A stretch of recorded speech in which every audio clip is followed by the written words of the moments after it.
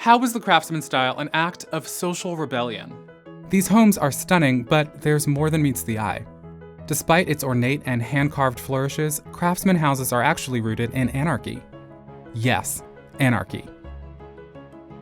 Every decorative detail and every meticulously finished material is part of a social doctrine that was highly controversial and contradictory. It was both progressive and regressive. Its politics sparked fierce debate and backlash.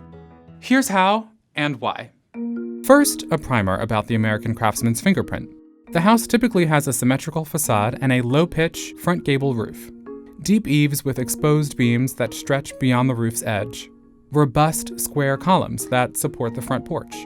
And cladding that's usually a natural material, like wood or stone. Inside, find natural wood touches, artisanal glass, handmade ceramic tile, and lots of built-ins. The American Craftsman style is a descendant of the British arts and crafts movement. Pioneered by the designer, activist, and socialist William Morris in the late 1800s, it was a reaction to industrialization and a growing plutocracy. While some considered industrialization as progressive, Morris was nervous that it could mean the end of craftsmanship. Arts and crafts designers thought industrialization devalued human workers and made them miserable. They also believed factories made low-quality, dishonest products and that using them would corrupt society. The way to remedy both problems? Scrap industrial production, return to artisanal craftsmanship, and spark a social revolution. Morris believed in art for all social classes, not just the wealthy. So, how to accomplish this feat? By ensuring that every design element reflects the master stroke of a skilled artisan. For example, bespoke wallpaper in botanical patterns was instrumental to the Red House, Morris's own home, and so was handcrafted, custom wood furniture. Morris's dream for a social uprising never came true. Skilled labor was still expensive, and so were the materials needed to fabricate his designs.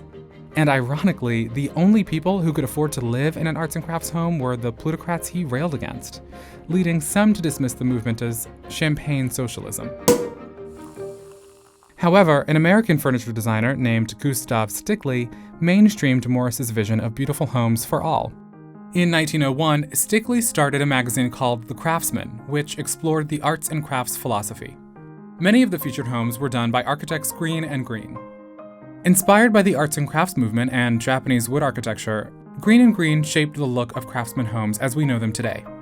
They were known for lavish custom houses, like the Gamble House.